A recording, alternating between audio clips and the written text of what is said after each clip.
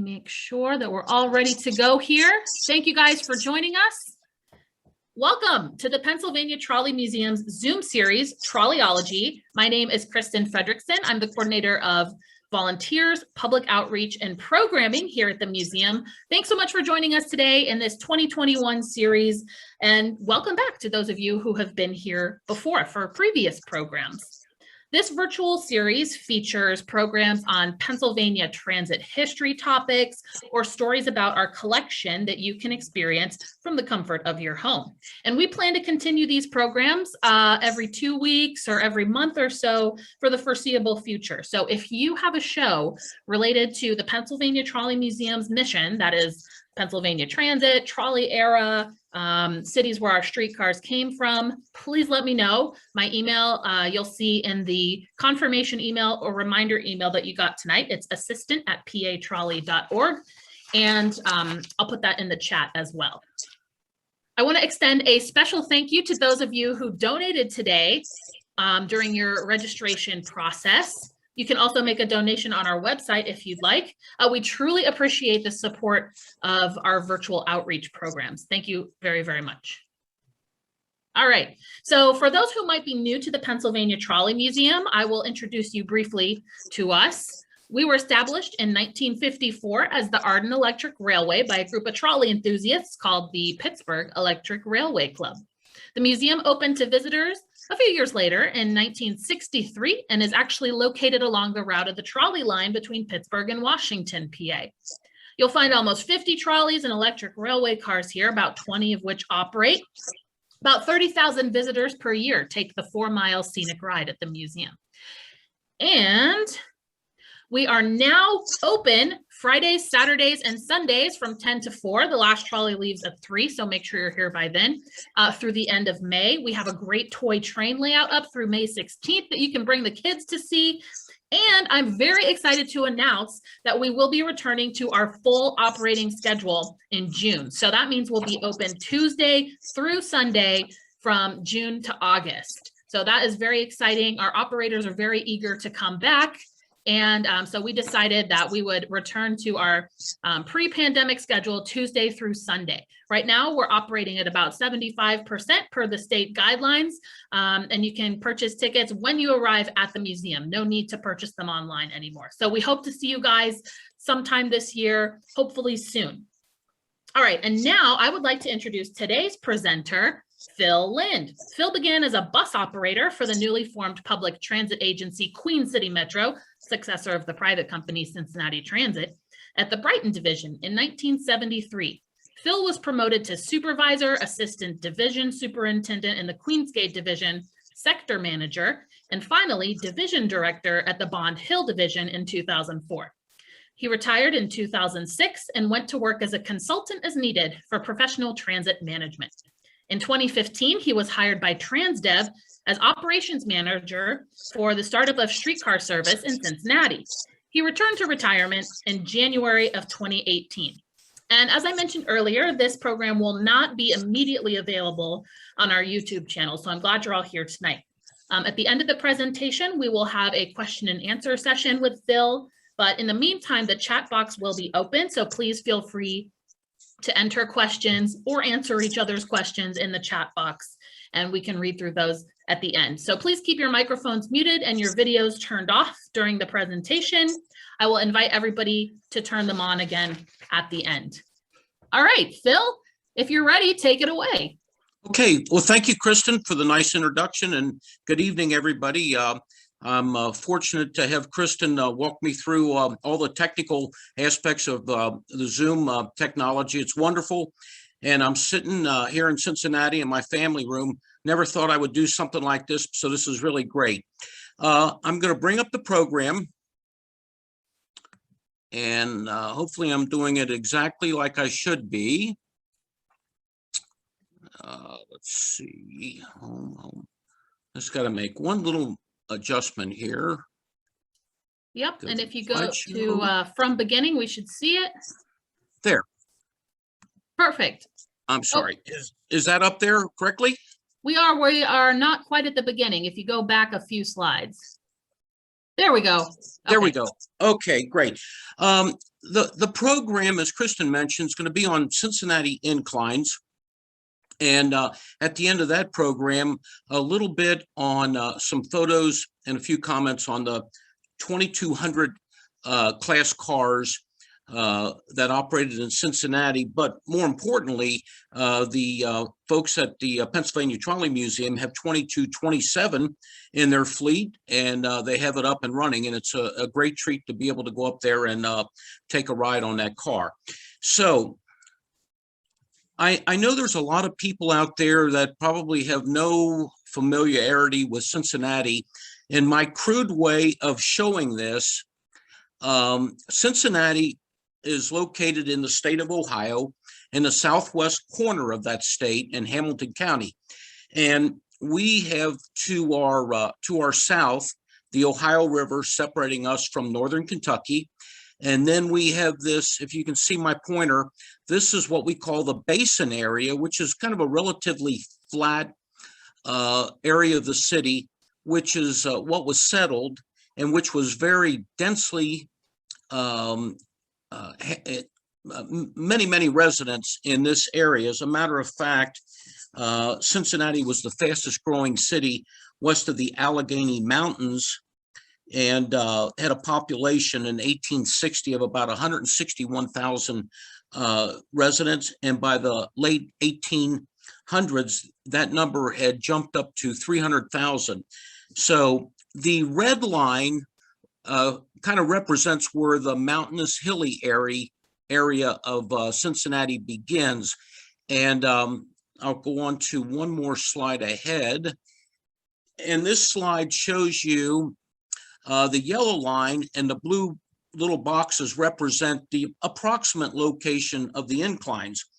And so, well, why did we need inclines? Well, the basin area worked relatively well as far as horse cars were concerned. And the city issued franchise for those first horse car lines in 1859.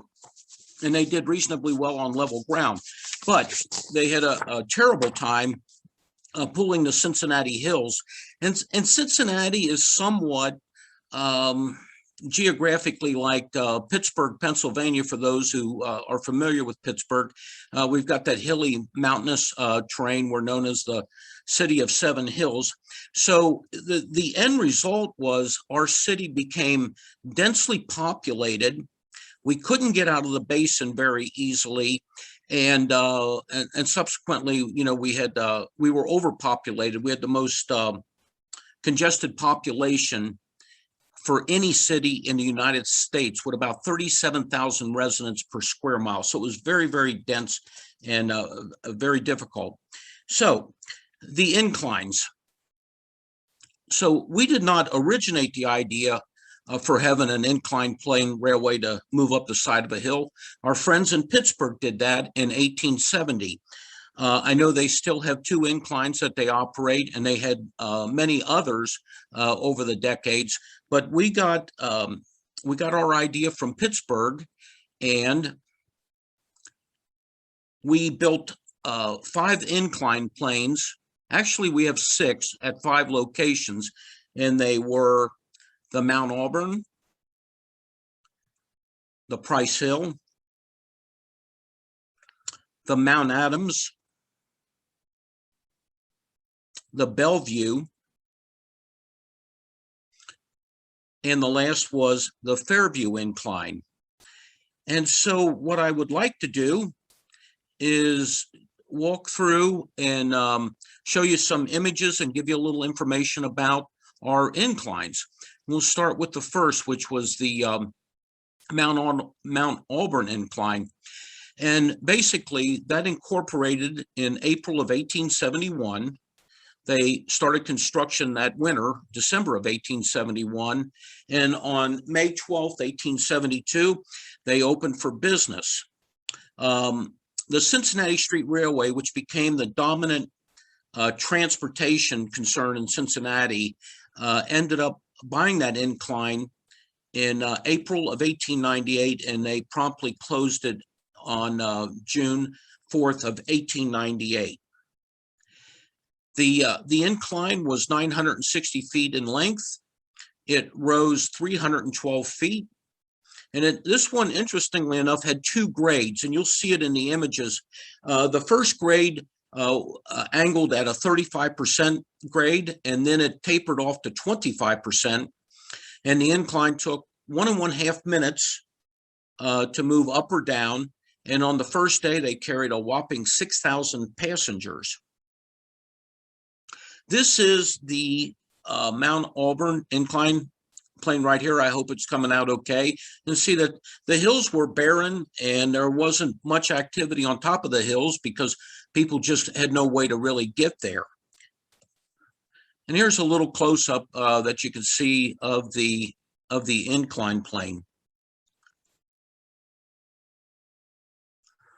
There's a little different view showing it. At the Mount Auburn incline was located at what we call the head of the over the Rhine. And there was a heavy German population in Cincinnati, and we had a canal that came through the city.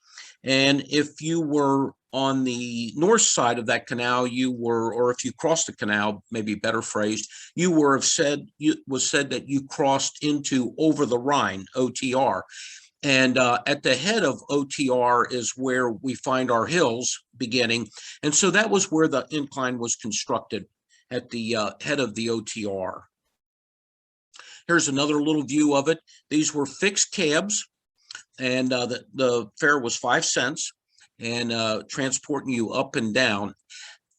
Now, one of the things that occurred with at least 4 of the inclines were entertainment complexes. And so people, the real estate was all taken in over the Rhine and in the basin. Factories, the air wasn't very good. And so people just loved the ability to get out and above that kind of environment. And so the incline operator took advantage of that situation as well and built what was called the Lookout House. And that was an entertainment place. And of course, beer was very popular, and food and drink and entertainment. So that was all done at the Lookout House. One of the horse cars, early on, the horse cars would bring you to the incline, and then you would transfer to the incline, and then at the top of the hill, you would get off and continue your journey on another horse car. Initially, the problem with that was these horse car operators and incline charged you for each trip as a separate trip. So if you were going to the top of the incline, it cost you a whopping 15 cents to do that. Eventually, that would all get settled with transfers and things like that. This is a picture of the Lookout House. And I don't know exactly what date this was taken, but this is what it looked like. And it closed down because basically the entertainment complexes operated on Sunday, and they were in violation of the law. There was they were known as blue laws, which prohibited the sale of beer, and businesses were pretty much closed on Sunday. But the entertainment complexes kind of, just ignored the law, and eventually the long arm of the law caught up with them. But the Lookout House met its demise on March 14th, 1894. It had already been abandoned, and it became a target for vandals who set it on fire. These are a few examples of tickets that were issued in connection with the incline. The street railways and all of these operators would shave a little bit off of your penny if you bought a ticket in advance. So they were always wanting to, they would gladly sell you tickets and take your money, so they had it up front. We see that the incline in later years, the incline was electrified. Those fixed cabs were removed and electric streetcars were put on. So the trip became one that was continuous.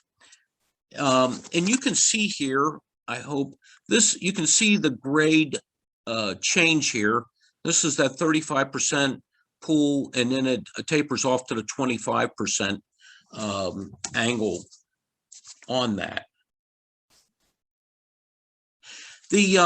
Unfortunately, there was a serious accident on this incline, and it just never really settled out correctly with the public. And what happened was there were an afternoon movement of the cars, nothing out of the ordinary.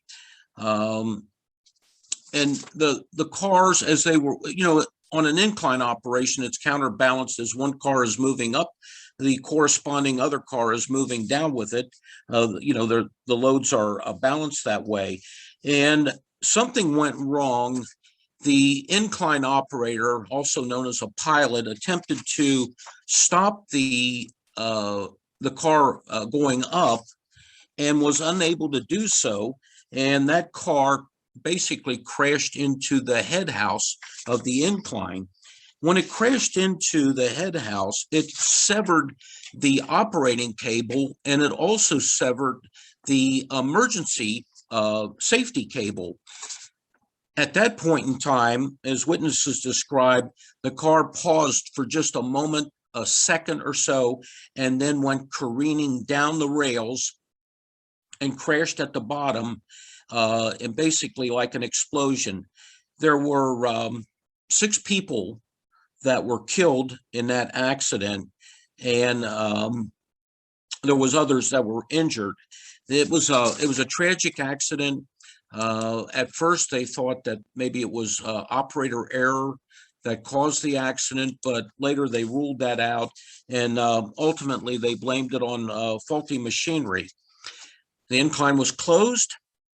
It was rebuilt and reopened up again. And by April of 1898, there was some financial problems, and the Cincinnati Street Railway, which was really coming into its own as the principal operator of transportation in the city, bought it, and they ended up closing it on June 4th, 1898. After they closed it, they dismantled it. There's a set of stairs where that incline once existed. Our next incline to talk about would be on the western side of Cincinnati. It was called the Price Hill Incline. It was built by the Price family, and it opened approximately 3 years later on July 14th, 1875. It closed July 31st, 1943. Its length was 800 feet. It had a rise of 350 feet, and the grade was anywhere between 44.6 and 44.8%. This view you see here shows the incline prior to the delivery, or prior to it going into service. So this is sometime just before the opening. And the little, let me put my pointer there. This little shack here, I'm assuming is where they were selling rides from. This is an omnibus here.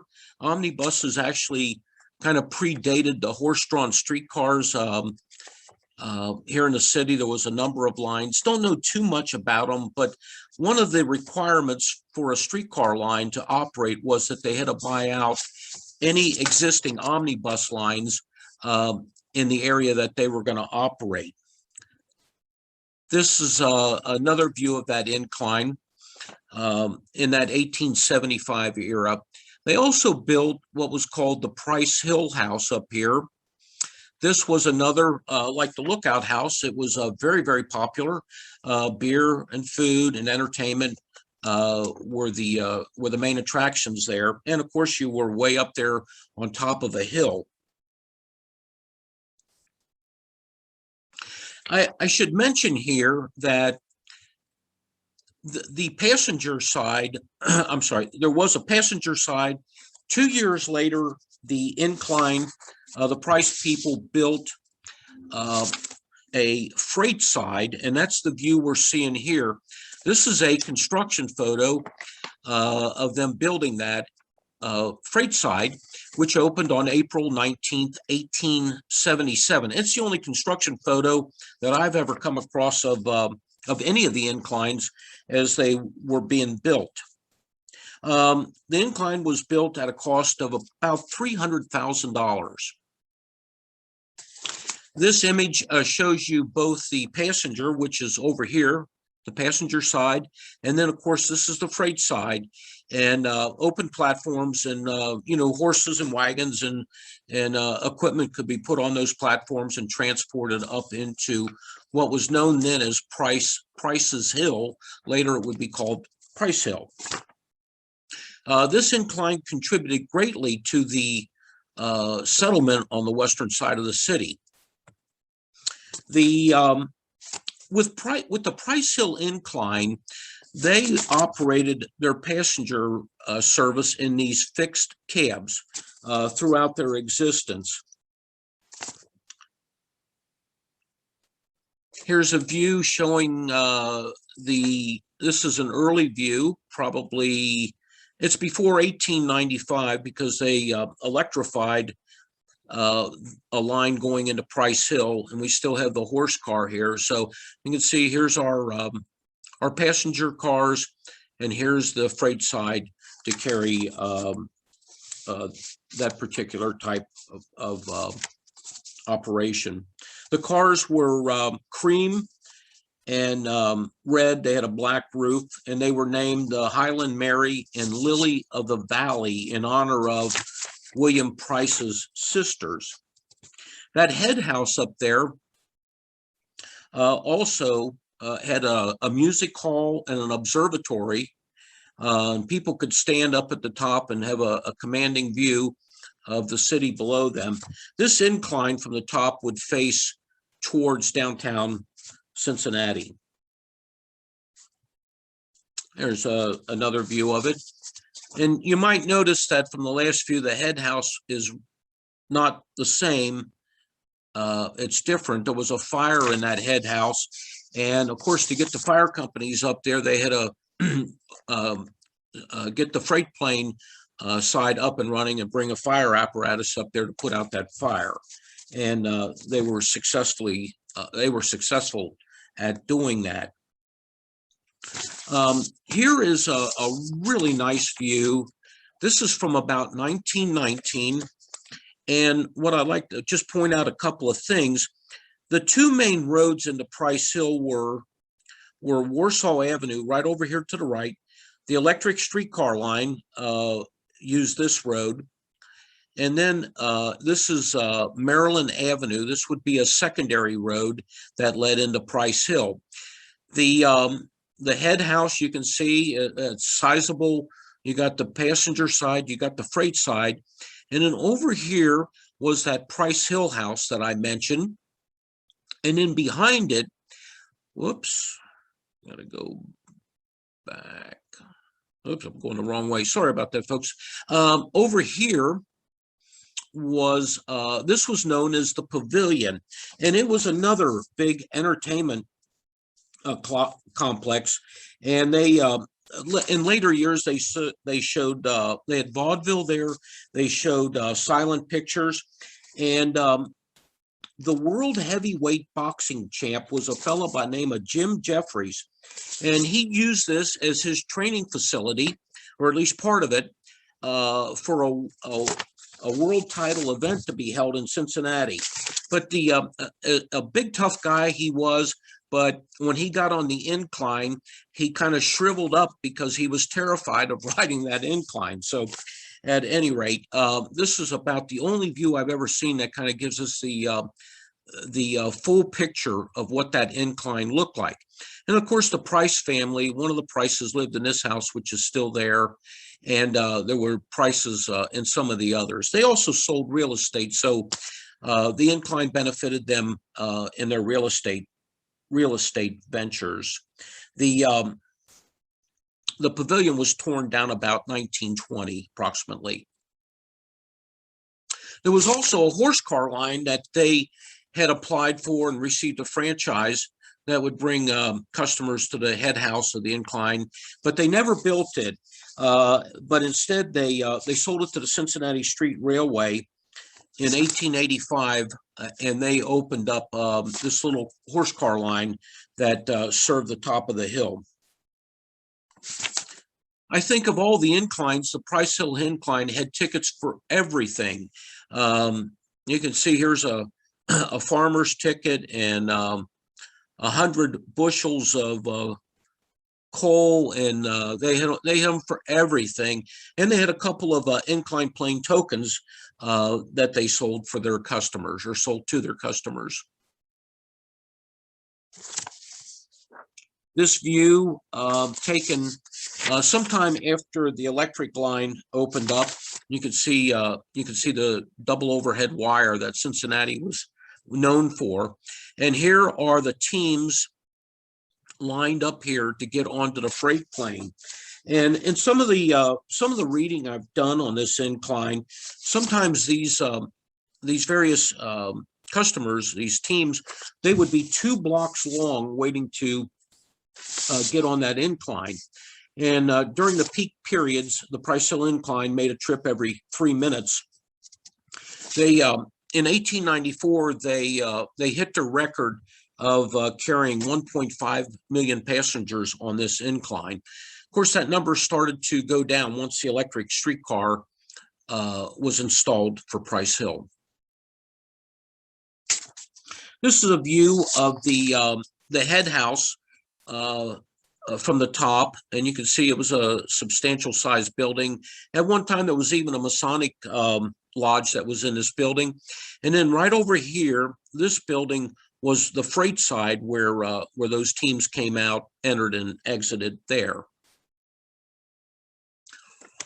In 1926, the Cincinnati Street Railway began to operate buses as well as streetcars, continuing their streetcars. And they had a bus line that would go to Price Hill, and it was routed to use the freight plane of the Price Hill Incline. And that occurred in May of 1926. And 2 days into the operation, the incline plane with the front end of a bus, which had just started to drive on, the top platform started to move away from its parked position, and kind of left the bus just somewhat teetering at the very top. Well, this was quite alarming, and the Street Railway immediately took their buses off of there and ran them up, the surface streets. The incline looked into it. They thought they had the problem solved. The Street Railway went back another time and put their buses back on the incline, and unfortunately, the same problem occurred. So that at that point in time, the Street Railway said no more buses on the Price Hill Incline, and forevermore they ran bus service up and down Glenway Avenue. This photograph, well, let me back up for one moment, please. So the Price Hill Incline was coal fire, steam driven. They all were. And in 1928, the Price Hill Incline management decided to electrify their operation. And so they switched, they discontinued using coal, and they switched over to electric. At the same time, the number of teams that were using the Price Hill Incline on the freight side had been dwindling, and it got below the point that they could make any money. So in 1928, the freight side here, you could see has no running rail or anything. They abandoned operation of the freight side and then just continued operating the passenger side. There was an accident on the Price Hill Incline, and it had occurred on the freight side, and there was a team taking manure up the incline plane, And what happened was the cable, from, I guess, decades of use and excrement from birds, had deteriorated that cable to the point to where it snapped. And when it snapped, of course, the incline came crashing down to the bottom. It was nearly at the top when it happened. And the story is just kind of interesting. You could maybe see a little bit of it on the screen, but in essence, there were two fellows on the car going up, and they could hear the sounds of the cable starting to creak, for a lack of a better word, some creaking noise, and they knew something was terribly wrong. And then all of a sudden, it snapped. Later, they would say their first thought was maybe to jump out of the incline and take their chances, but they didn't.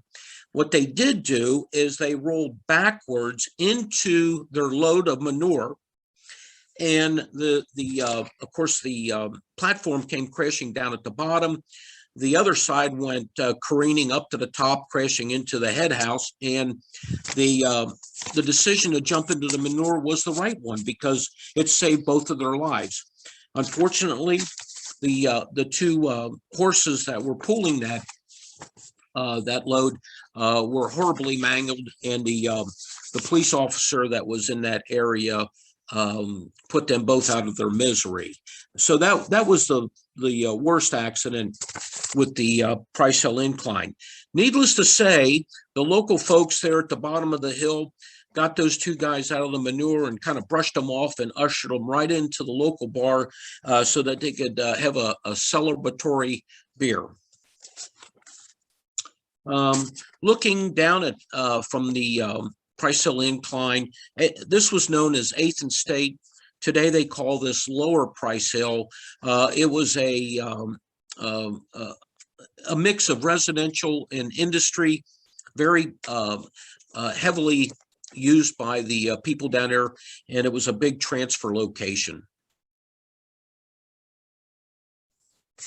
Over the period of time, the ridership on the incline continued to dwindle down. The streetcars were absorbing that. People didn't have to transfer, and eventually that Price Hill house I mentioned was sold. It was demolished, in a radio station, WSAI, built this big antenna there on that property. The end came for this incline on July 31st, 1943. And what had happened basically was, again, it was like the Mount Auburn operation. Things are just moving along. People are en route. And there were 7 people on the incline on a car descending down the hill. And the operator here up at the top here, who's running it, notices that the track directly ahead of the passenger car was no longer lined up. It had spread. And so this was due to a faulty tie. And he immediately stopped the incline because if those wheels would have hit that spread rail, it would have almost certainly have toppled that car right off of the incline plane superstructure. The 7 folks on board were not hurt. They had to, in an undignified kind of a manner, climb down from the incline down to the street below, and they did so, and they were in good condition. Can't say the same for the incline, because the city then came along with inspectors, and they looked into this incline and kind of checked it over from head to foot and determined that the incline was in very, very bad shape. And so they ordered it closed. An order was issued for repairs. The folks at the incline that owned it said they couldn't afford it, and so that was the end of the Price Hill Incline. It sat like this for a number of years, and finally, 10 years later, 1953, it was finally demolished. These are just a few of the pictures of it being demolished. The two passenger cars were just scrapped right on the site. Mount Adams Incline is the one that many people remember. It was the third to be built, the last to close. Opened in 1876, closed in 1948. It had a 975-foot rise, or I'm sorry, 975-foot length. It rose 261 feet and about 29.5% on the grade. These were the original cars. Again, fixed cabs were installed. A horse car line was built from downtown to the foot of the incline, and then a continuing car from the top of the incline outbound was also built. Mount Adams and Eden Park Incline Plain Railway Company operated this incline. They even built this bridge known as the Ida Street Bridge to carry their horse-drawn streetcars, and later their electric streetcars over that bridge. The ride from the I'd like to back up. This incline, the Mount Adams, was located just kind of at the east end of downtown Cincinnati. And the incline would take you up into the area called Mount Adams. And then from there, the ride was through Eden Park, one of our very scenic and beautiful parks that we have. We also have a world-renowned art museum that it passed by, which is in this photo. It then crossed the Eden Park Bridge, which had this deck added to carry the horse-drawn streetcars. And then later on, the Mount Adams incline plane, they were able to build their horse car line as a through line. So they took the platforms off, and just people could get on either at downtown or at anywhere at the other end and have a continuous trip on that incline. This was a little waiting shelter here that they had. And this, at the time this picture was taken, it was being operated by the Mount Adams and Eden Park Incline Plain Railway Company. The end of the line was at Reading and Oak Street. And this is one of those early horse cars. And then this little stagecoach kind of contraption was known as a chariot, which did not operate on rail, but operated up and down Reading Road, which was one of our main thoroughfares. One of the summer cars coming through Eden Park, summer cars were taken off in 1919. So this photo would be no later than that particular time period.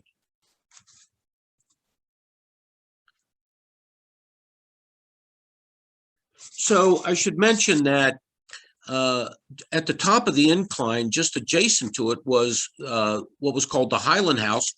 And it was another one of those entertainment complexes, very popular. If you look at the slide here on the right, here is the head house of the incline. And then right here is the Highland House. So it was just got off the car and you'd walk right in. But it was a very popular beer and concert hall facility. They had a billiard room. They had 10 bowling alleys in the basement, a restaurant, and smoking rooms. And so it was a very popular destination.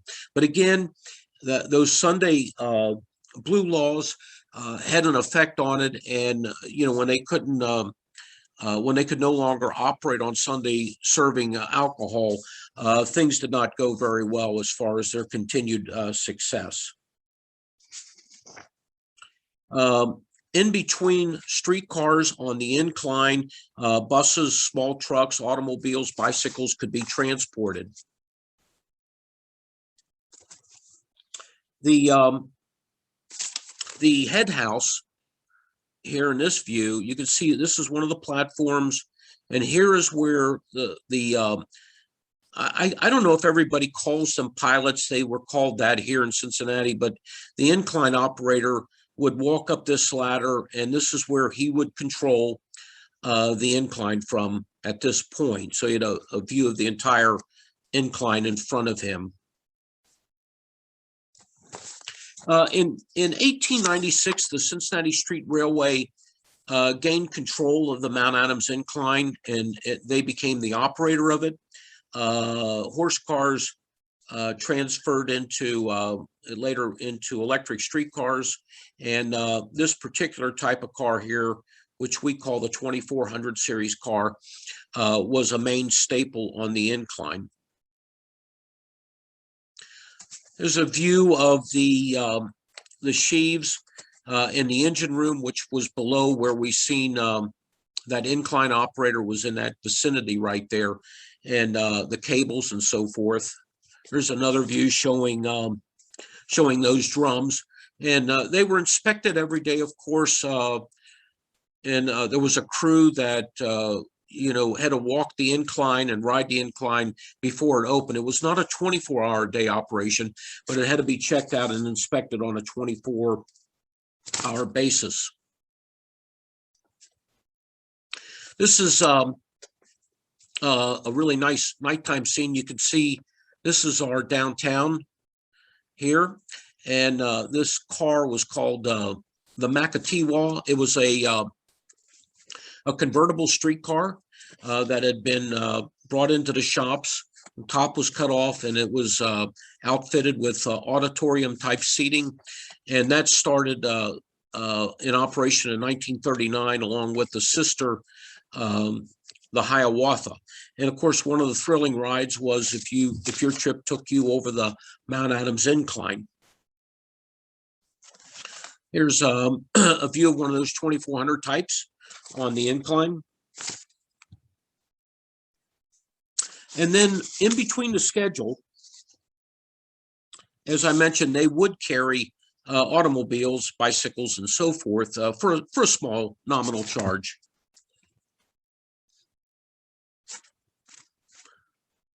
There was two streets, Oregon and Baum, that the incline crossed, and you can see that in this scene here.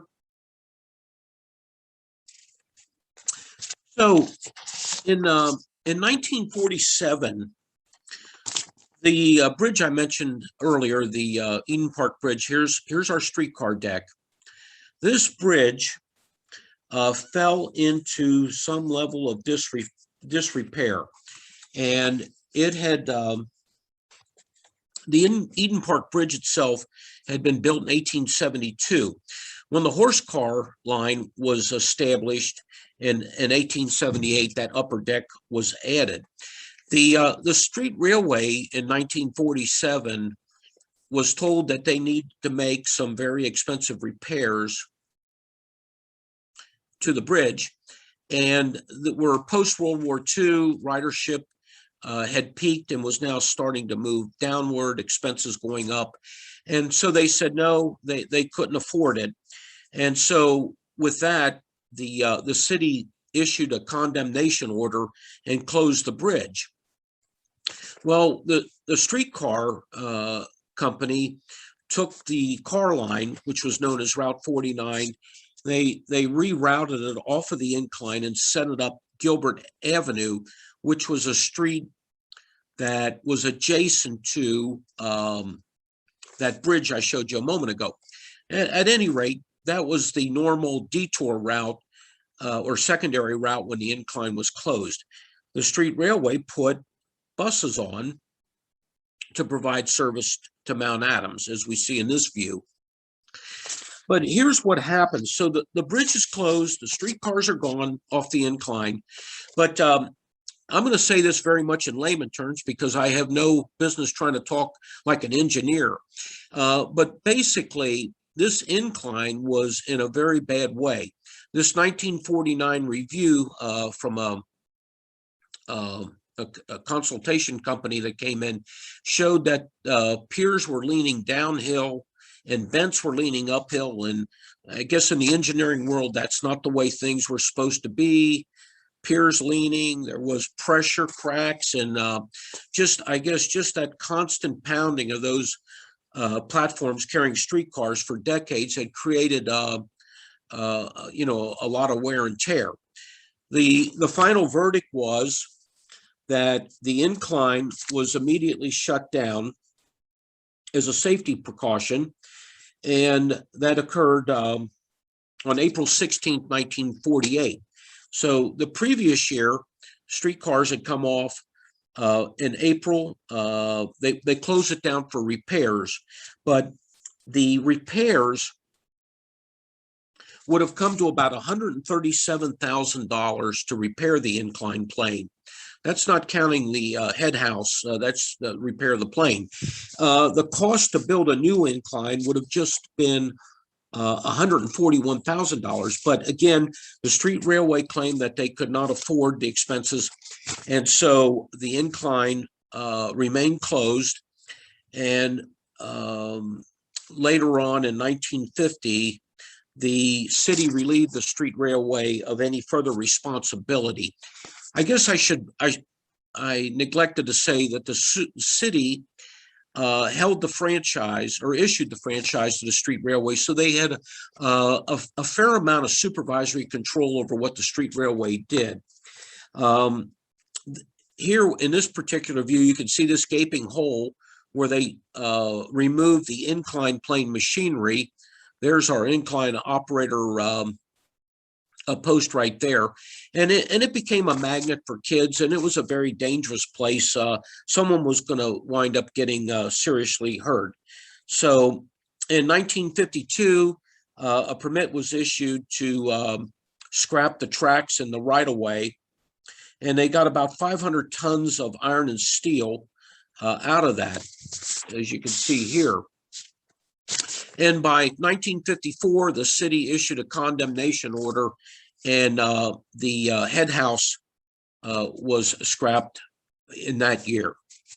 The only thing that remained after the incline was chopped up was these piers, which some of them, a couple of them, still can be seen. This waiting room down here, and that was there for some years until the expressway I-471 came through, and that was demolished to make way for that. Just quickly, 815 tons of coal at the Mount Adams Incline used.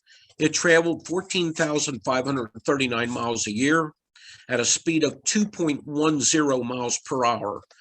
The service hours were 19 per day, 6 trips per hour, 2 minutes and 20 seconds a trip. Our next incline, the fourth incline, was the Cincinnati and Clifton, also known as the Bellevue. It opened on September 5th of 1876. In 1880, it, and along with some horse car operators, formed the new Cincinnati Street Railway, closed on June 6, 1926. Quick question about coal delivery. How was coal delivered to the Mount Adams incline?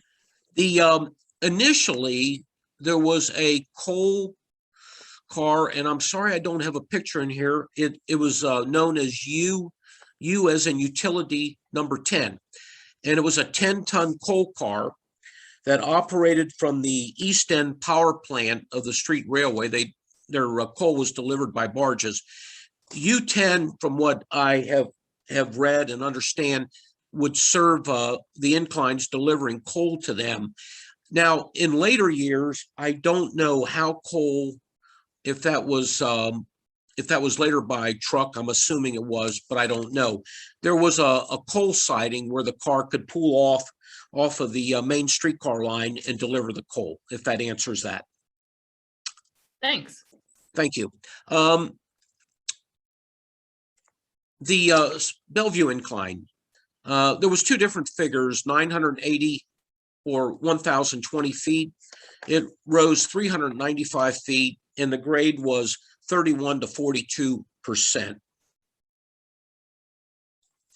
This is the artist's rendition of what the Bellevue Incline and the Bellevue House, which was a very nice looking fancy entertainment complex situated at the top, would look like. Pretty much here's what it looked like. It was fixed cabs. The Bellevue House, of course, is up here on the brow of the hill. Here we are, one of those early views looking up at the Bellevue Incline. As I said, it opened in 1876. It also passed our original University of Cincinnati, which had been built in 1875. That became the medical college in 1895, and later the law school. That all closed in 1925.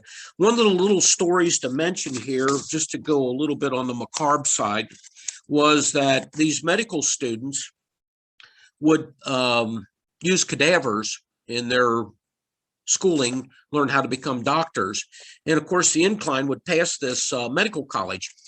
From time to time, some mischievous would-be doctors would show up out the window, would hold up a cadaver.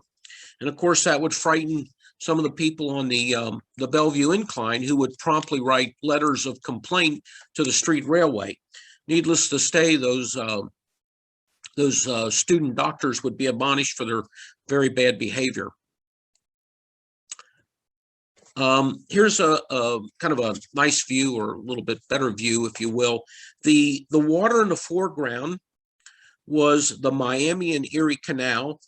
When that was drained, it would be the right-of-way for the Cincinnati subway, which was never completed, but about 2.2 miles were built underground. Here's the Bellevue House at the top, and of course, here's our incline plane right next to it. And there's a little bit of a better view. This Bellevue House was quite the place. They had a grand concert hall. They had the longest bar in the city. They had a dance hall. They had a ballroom. They had the porch around the building. And of course, they had a bowling alley and restaurants. So it was quite the place to go to. So I was reading, a good day at the Bellevue House would be the sale of 100 kegs of beer, or 100 kegs of beer being tapped. And so I thought, well, how much beer is 100 kegs? And 100 kegs would equal 16,500 12-ounce servings. I got to think that any bar that could sell that much beer in a day was just absolutely on fire, tremendous. Mentioned that Miami and Erie Canal, that was a swimming hole for the area kids. You see in this photo, and then of course you can see right behind it, there's the incline. The Bellevue Incline, as I mentioned, had fixed cabs. They later removed the cabs and started carrying horse cars, and the horse cars were replaced by electric streetcars. And they carried single truck streetcars on the incline. He couldn't handle the larger double truck cars. This particular slide I bring in here, and I don't know if you'll see it, but here's somebody freeloading a ride on the superstructure of the incline when this photographer snapped this picture. Kind of interesting. Here we are with one of the single truck cars on there. It was transported. And then this below here, this is that heavily congested over the Rhine I mentioned to you earlier. The Bellevue Incline.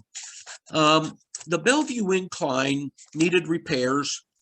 The Street Railway was now operating double truck streetcars, and they believed that the answer for good service, better service, if you will, and discontinuing an expensive operation was to shut the incline down and let people board streetcars and use the surface streets. The Street Railway even created a route that originated at the top of the incline so that the people up there were not left without service. As a result, the city approved it, and on June 6, 1926, the Bellevue Incline passed into history. The head house, however, remained an active part of the Street Railway operation. The building maintenance operation was housed out of there until 1949 when it was scrapped. We got a question in the chat. What happened in the winter when it snowed? Did that affect the inclines at all?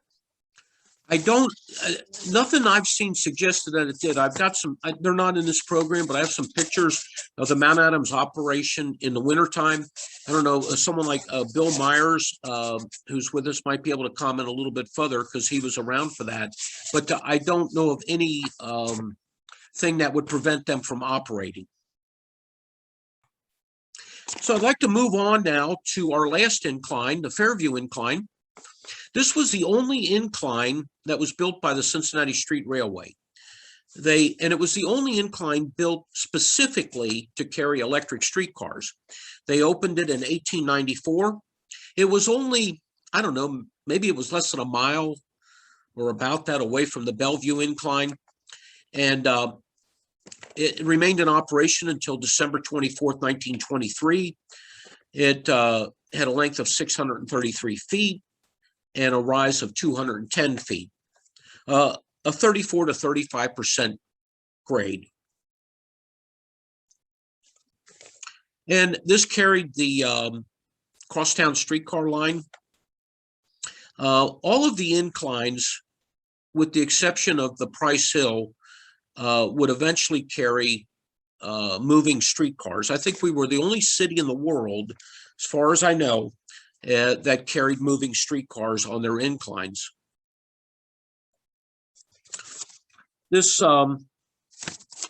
view showing, this is Freeman Avenue. This would be called the west end of the city. And up here, you can see the Fairview Incline. The Fairview Incline did not have an entertainment resort built. It was strictly utilitarian, that it was just built to convey those streetcars up into Clifton and Fairview Heights. Here's another view of it right here in the snow. This is the Miami and Erie Canal I mentioned to you earlier, which would later be the right-of-way for the Cincinnati subway. A little bit closer view. And the head house, nothing, very nondescript kind of a facility there. What happened, this incline, some of it was built with some of the parts that were associated with the Bellevue Incline when it had been remodeled earlier, which is something I neglected to mention. And so there was some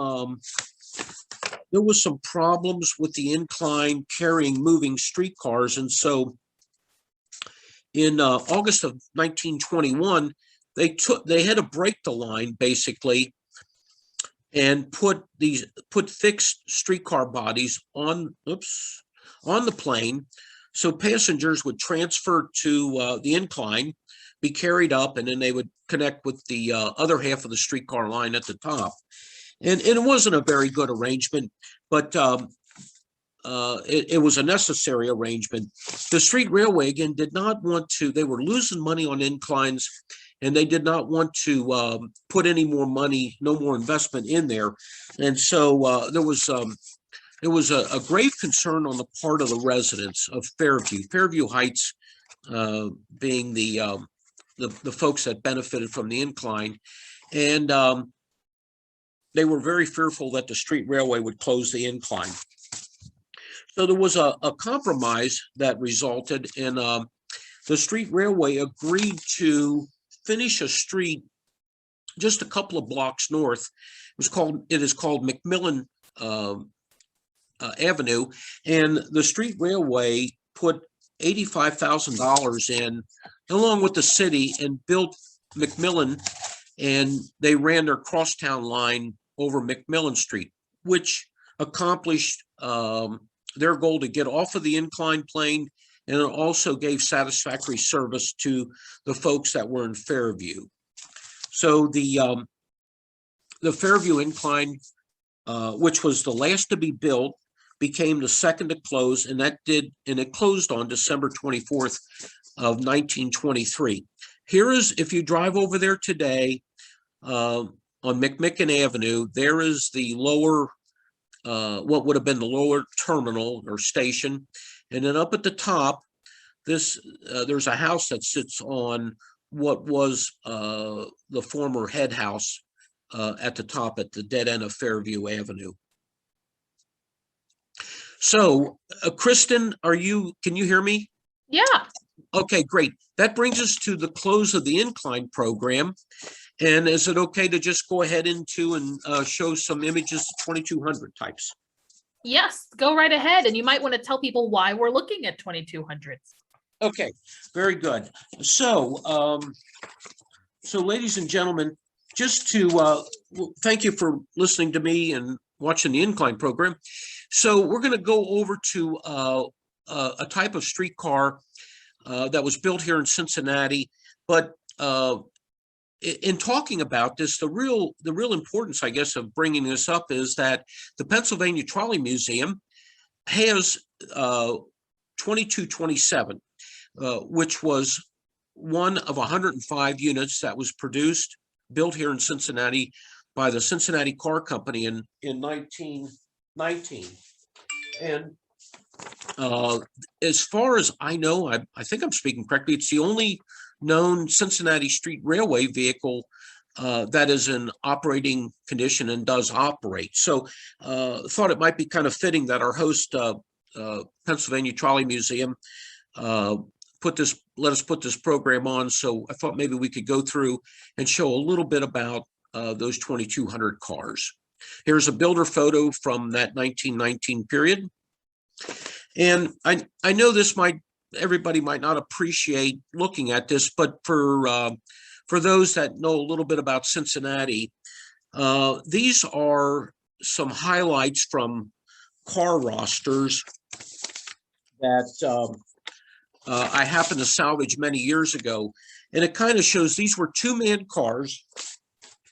They had 4 motors, so they were good, powerful vehicles.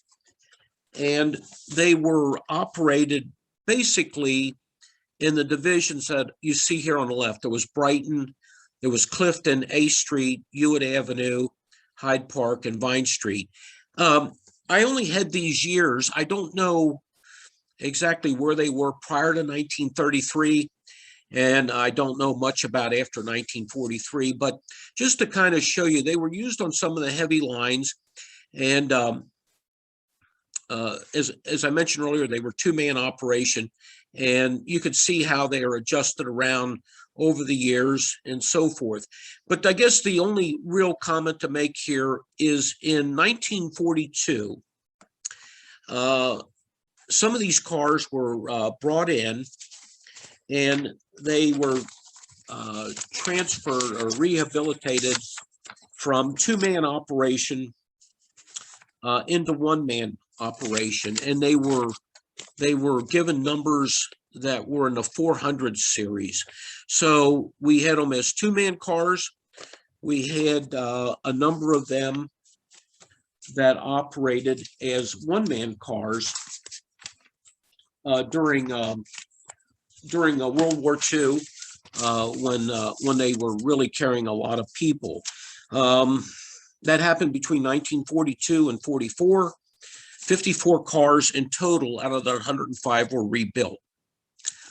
So they were used on some of the very heavy lines that Cincinnati Street Railway operated. I mentioned the Price Hill Incline had an electric line that took some business away. That was this route. Route 35 was a very heavy line. Route 4, Kennedy Heights, was a line that moved north out of downtown to the community of Kennedy Heights. This was one of the turnbacks on Route 4, known as Route 5. At People's Corner, 1932. This view of the passenger boarding and deboarding area, and you can see here's the fare box. This is where the conductor would have done business back here.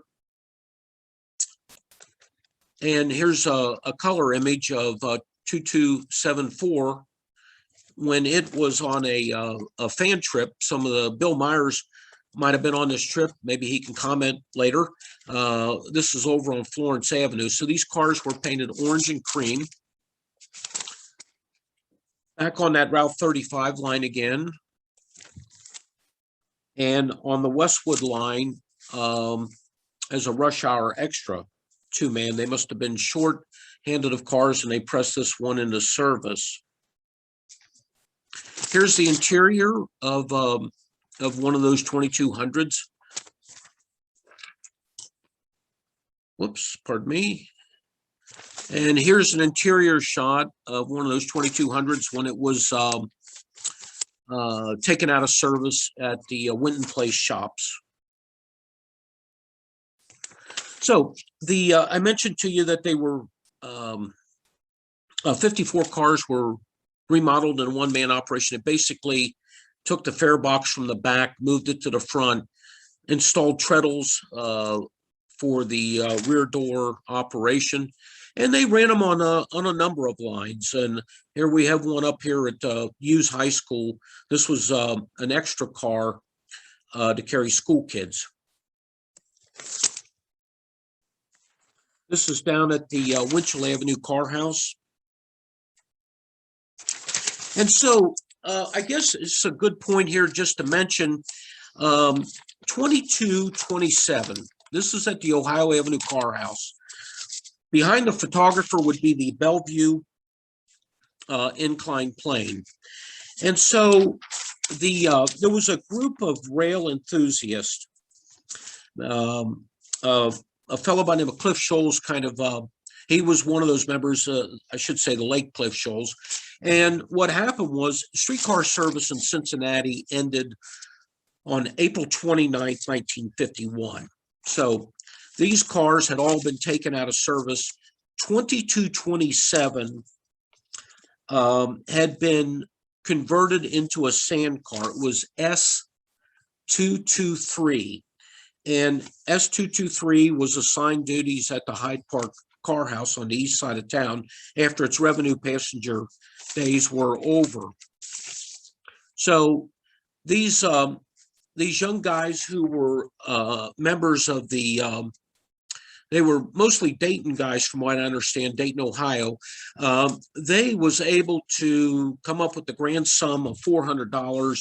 They wanted to buy a Cincinnati Street Railway car and preserve it.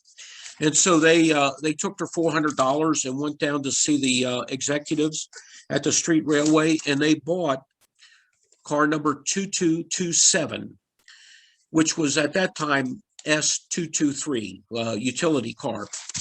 And so they successfully negotiated a deal to purchase the car body. They didn't have enough money to buy the trucks, so but they did get the car body, and the car was taken up on flatbed and was taken up to a property up in Dayton, Ohio.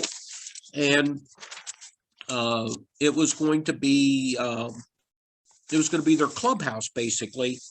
And then later on, this car was moved to Yellow Springs, Ohio, to another private property. And it now had a set of trucks underneath it. And you're probably looking and saying, well, he said S223, 2227.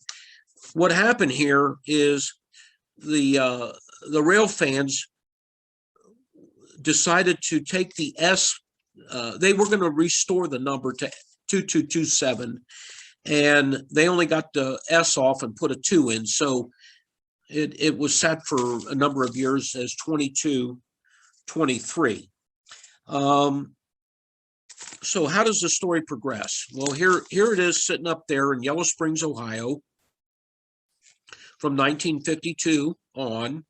The membership in the club starts dwindling for employment, military service, various reasons. And eventually they tried to donate it, and eventually they were successful in donating it to a place called Trolleyville that was located in the northern part of Ohio, Olmsted Falls, up near the Cleveland, Ohio area. So that was given to Trolleyville in 1964. And I think, maybe somebody might comment, I think this photo was taken maybe up at Trolleyville. You can see what kind of it was in a kind of a miserable state.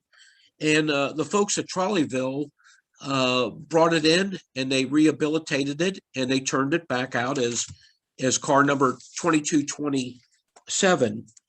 And they began operating it, I believe, in about 1998. But before they could get it operated, they needed a set of trucks under it. And so they went to the Cincinnati Street Railway, and this yard switcher here, S92, was the last remaining piece of rail equipment on the property. And I believe they were able to persuade the street railway officials to donate S92 to Trolleyville, which they did, and they removed these trucks and put them under 2227 to operate it. Oops. So right before we get to the end, so what happens? Well, Trolleyville ceased to exist, and the Pennsylvania Trolley Museum, fortunately, was able to acquire car number 2227, and they brought it back to Pittsburgh, and they was able to regauge and rebuild the trucks underneath it. And fortunately for the rest of us, we can go up to Pittsburgh and ride on this wonderful, beautiful car. And I apologize. I should have put a photograph of that car in the program, which I did not do. But at any rate, if you haven't been to the Philadelphia or Pennsylvania Trolley Museum, it is just a real treat to go to this museum and ride these cars that have been so beautifully preserved. And I think with that, I came to the end of the program. So I hope I didn't go too fast or too confusing. And I'll turn it over to you, Kristen. Great. Thank you so much, Phil. That was a wonderful presentation. Scott, our executive director, says we regained it using 2227's original broad gauge trucks and the motors off of S92. So a little update there from our executive director. And before we get into questions, I do want to let everybody know what else we've got coming up. We've got lessons learned from PCC car restorations coming up on May 4th, which is a Tuesday, by Matt Nunn and Harry Donahue from Friends of the Philadelphia Trolleys. George Gula will be giving us a Women in Transit program a little after Mother's Day on May 19th. And June 1st, we'll also have another presentation from Matthew Nunn and his son Andrew, Shoes, Snack Foods, and Streetcars, the Electric Railways of Hanover, PA. So that'll be something different. I want to thank everybody for joining us today. And thank you again to those of you who have donated both through the registration process and through our website. If you did enjoy the program, consider making a donation at patrolley.org/support. You can support us in other ways too, like by becoming a member or a volunteer. And thank you again to Phil Lind for presenting today. I thought that was a fascinating program. Especially considering Pittsburgh also had Incline. So it's nice to see what other cities were doing. And at this time, everybody should be able to unmute themselves if they have a question. And you're also welcome to turn back on your videos. And we're getting some nice comments in the chat. Wonderful, very informative. Thanks for an interesting program. Oh, we've got some folks who went to UC in the chat. And Phil, let's see, I have you muted, Phil. I'm going to turn on my video. Feel free to start your video. So if anyone has a question, please let me know. You can type it in the chat or ask it yourself.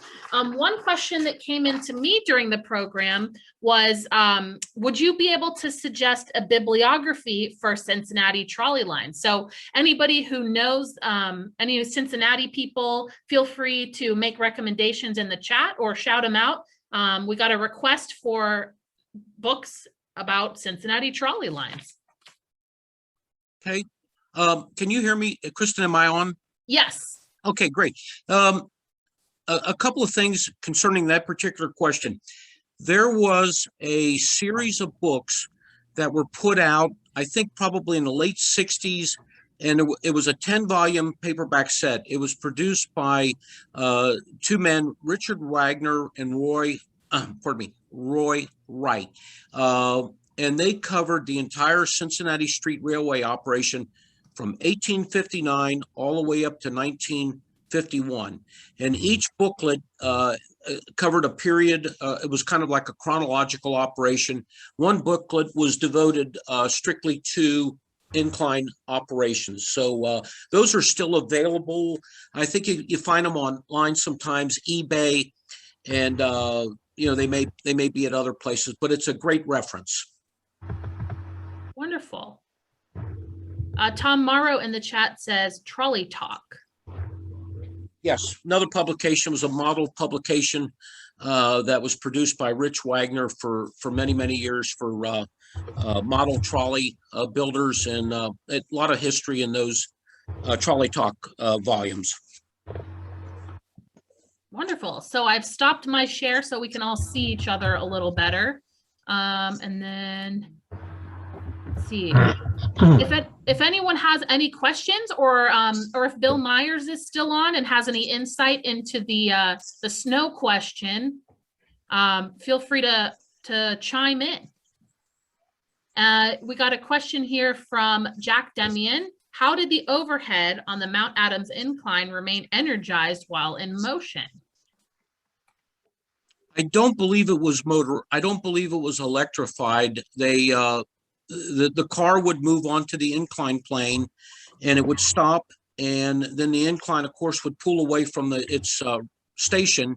And it wasn't until it got to whichever end, I believe, unless somebody knows something a little bit further, and then it was re-energized when it made the connection either at the top or bottom station. I don't think it was energized while on the platform. That's correct. Oh, great. Thanks. Can anyone hear me? Yes. Oh, great. There were two issues. Yes, when the cars pulled onto the platform, when the interior lights were off, in fact, they lost power as soon as the platform started leaving the end of the system, and got very quiet. On a summer evening, it was fun to get out of the cars and stand on the platform and get the view of the city. As far as the snow issues are concerned, I was never aware of any impairment that was caused by snow events in terms of the inclines. So, oh, I should mention something as long as I'm on the line here. Our current issue of our Cincinnati Transit Historical Association newsletter has a farewell, because on April 29th, 1951, our Cincinnati streetcar service came to a stop. And so here it was just a few days from now, 70 years ago. And in our current issue, if you'll pardon the self-serving here, but that's our friend. I don't know if it's going to be in focus. I guess not. But anyway, that's our friend Ted Myers at the left, and I am on the right. Oh, we can't see your video, Bill, but we can hear your voice. Oh, okay. I don't know what. Oh, sorry about that. Did I push a button? Now we see you. Okay. Well, first thing I was holding up was the latest issue, which was a farewell to the Cincinnati Streetcars, our current issue. And it's all in color. It's a good issue. Again, saluting the 70th anniversary of the last car. And what I was going to say is maybe it's a little self-serving, but here's a picture of Ted Myers on your left and me on that very last night of the Cincinnati Streetcars. And it was a bittersweet night, that's for sure. But we couldn't let the occasion pass without our particular salute. So, and thanks again. Phil has an enviable collection of Cincinnati Street Railway pictures and stories, and so it's really a delight to have him make the presentation tonight. Thanks, Bill. Any other questions, Kristen, that you see, or? Some comments. Let's see. Ohio Brass cataloged connectors to engage the platforms at the top and bottom, and also for lift and swing bridges. Huh. Okay. Some other comments. Very interesting presentation. Thanks a lot. There's a link from Paul Grether to the Ohio Bookstore in downtown Cincinnati, which has the rights to reprint volumes 1 through 10 of the Cincinnati Streetcar series. Oh, great. Yeah. Do we have any other questions for Phil? It doesn't have to be about Inclines. If it's anything about Cincinnati Streetcars, he's your guy. I can comment on the snow in Cincinnati. I lived there for 17 years, and I doubt very seriously whether the snow would affect the incline, since the power was through cable, a fixed cable operation. The wheels were only on the tracks to guide the cars. However, Cincinnati was ill-equipped for snow, and I can recall during the winters when my clock radio would go off, we would listen to find out what schools were closed. And if the Catholic schools were closed, there was probably about 2 inches of snow on the ground. If the city or the county schools were closed, it was probably about 4 inches.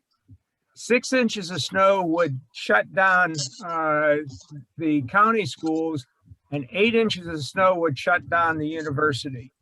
You didn't want to get out of bed at that point because you couldn't move in Cincinnati. They didn't have the equipment to plow the streets or put down salt or anything. It was kind of a mess. Thank you for that information. Got a question. Did Green Line charters ever operate on the Inclines? I am not aware of it. Bill Myers? Yeah, no recollection. We did hear one time of a Cincinnati car being chartered and going over to on the Kentucky side of the river, but regrettably, we never have been able to find any photographs of it. But no, as far as I know, the Kentucky cars did come into Cincinnati and as far north as 5th Street, looping around and then going back over to northern Kentucky communities. But that was, as far as the incline, I don't know. The gauges, of course, and the electric sources were identical, but I felt you don't have any recollection of such things, do you? No, I've never, interesting question, but I've never been aware of anything like that. No, would have been neat, but as far as we know, no. Jack, oh, sorry, go ahead, Phil. One thing I should have mentioned in the program that I neglected, I said the 4 of the 5 inclines carried electric streetcars. The Price Hill Incline was not one of them, but one time they carried horse-drawn streetcars on the freight side. That was to get them up into Price Hill for the dedication of a Catholic church, St. Lawrence Church, and they didn't have enough of the cars up in Price Hill to handle the crowds that were coming for that church to be dedicated.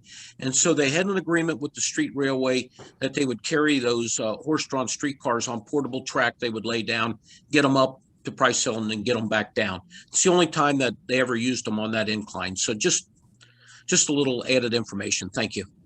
Oh, you live long enough, you learn something new every day. That's great.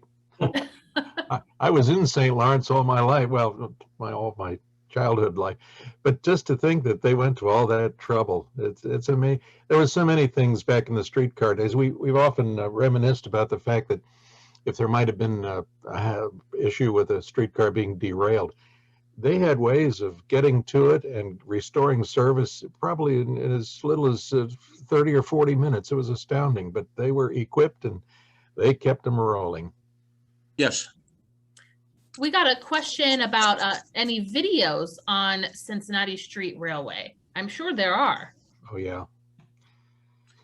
Yeah, I have some home movies that I had shot, yeah, when I was a teenager. But I don't know. We do our local guys somewhere squirreled away. We have some Cincinnati Street Railway movies. Russ Schramm was a prime mover in the fan movement back in the day. And Bill? Yes. Bill, I think Fred Bauer, has some DVDs with video. Joe, you're absolutely right. Yeah. and he'd be happy to share them. Really, well, I wonder if we can do that some. Of course, with all this technology. Yeah, if you we could- guys, yeah, anyone who's interested in Cincinnati stuff, definitely check out the Cincinnati Transit Historical Association, CTHA. You could go to their website and they have meetings just like we do. So you can tune in over there. And yeah, thanks, Bill and Joe. So we had another question. Is it true, from Russ Jackson, is it true that the 2 Brill Liner cars were rebuilt to have PCC car trucks? in Cincinnati, you mean? I assume so. We had only one Brill Liner. Phil, do you want to talk about that? Or? Yeah, I'm going to have to punt the football on that. I don't know much about that, the mechanical aspects that way. We had one Brill Liner in Cincinnati, came in 1939, and it was here until the very end of service in 1951. We had a Pullman car.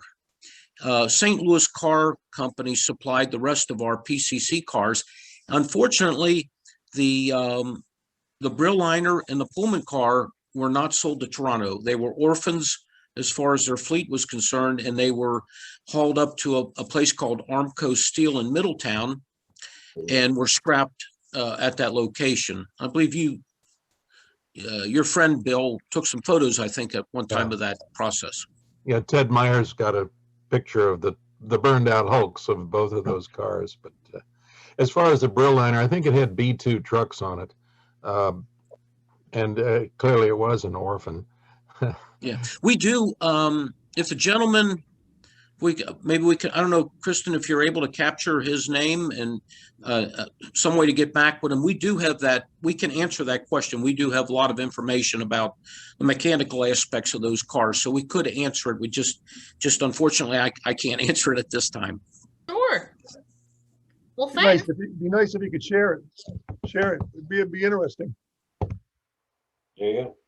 Note on movies from of Cincinnati Street Railways, there were a number of photographers back in the early 70s that used to put on shows at meets and so on and so forth. And one of the lines that I recall explicitly is the line that went out along the Ohio River west to Sailor Park, I believe it was. But the person that photographed it was giving a very nice description of what the cars were and what you were seeing and so forth. Someone got a hold of that film and made a either a tape or a CD of it, which I did buy. Unfortunately, the description, the verbal description, did not go with it. But I think I bought that copy probably about 25 years ago at one of the railroad shows. I don't know whether it's still available. I know what you're talking about, and I believe that one of our colleagues here in Cincinnati, a fellow by the name of Fred Bauer, was mentioned earlier. He had taken those various movies, and I think you're talking about Richard Wagner did a movie. Bill, you might correct me if I'm wrong, but it was on that line. It was called the Fernbank line. It went out in 1941.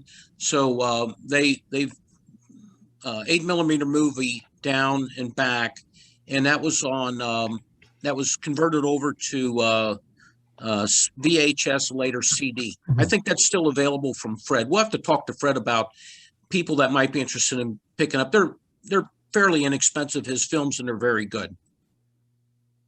Can you add anything to that, Bill? Did I miss anything on that, or? No, we're very fortunate to have these resources. I think Dave McNeil might have been the fellow that took the movie out on the western end. They're out to Anderson Ferry and so forth. Okay. But yeah, we were fortunate in Cincinnati to have a number of rail fans going back into the 30s that were actively taking photographs, and of course, more and more rail fans joined them, like Bill and some of the others, all the way up to the end in 1951. Well, we just got in under the wire. One of the resources living there in Cincinnati was Rich Wagner, who made 8 O-gauge trolley car parts for years and years, and unfortunately has passed away. And he also had the Trolley Talk magazine. But Rich was known throughout the country. Yes. Wonderful resource and a great fan. And I'll never forget the first time I learned about him, probably in, I don't know, 1946 or so, 47. And I went to his home and he had a wonderful layout downstairs in the basement. And I cannot tell you how blown away I was to see an O-gauge model of a Cincinnati TCC car, a pre-war air car. I played with Lionel trains and so forth, but to think that there was an actual streetcar model in existence, I couldn't believe my eyes. And of course, he'd made it all himself, scratch built, but he was a wonderful builder and of course, provider of parts for model trolley cars. If I could just, It was really interesting that he was an O-gauge modeler and manufacturer, and he really didn't think much of HO people. And one of my friends was talking to him one day, and he says, yeah, that Wissinger, he's an HO, but he's not a bad builder. well, one thing to add to Rich Wagner mentioned a little while ago, if you want to know about the Cincinnati Street Railway Company, and Paul Greither mentioned Ohio Bookstore, another great resource. Those books are just tremendous because Wagner and Wright, they really, in the days before we had access to internet libraries and newspapers and all of the wonderful resources we got today, they went down to the Historical Society and were taking film photographs of newspaper clippings that they would print up so that they could read the information. And then they wrote the Cincinnati Street Railway history. And, we're talking about 50 plus years ago, but the pictures are great. The text is great. Everything you want to know about Cincinnati Street Railway is pretty much in those books. Absolutely. A real godsend. And Paul Greither helpfully provided a link in the chat, so you can click on that. Good. All right. Do we have any further questions or comments for Phil or about Cincinnati Inclines or 2200 cars or anything of that nature? All right. Let me just say thank you very much to everybody for tuning in and listening to me go on for the past hour. It's so wonderful to be with everybody. Thank you.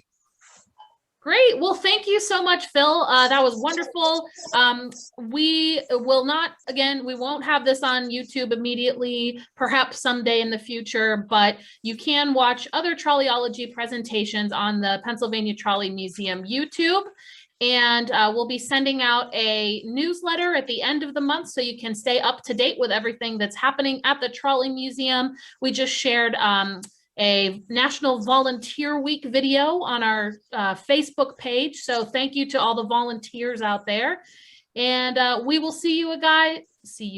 We will see you guys again soon, I hope. Have a great rest of your evening. Okay, thank you. Good night. Bye. Yeah.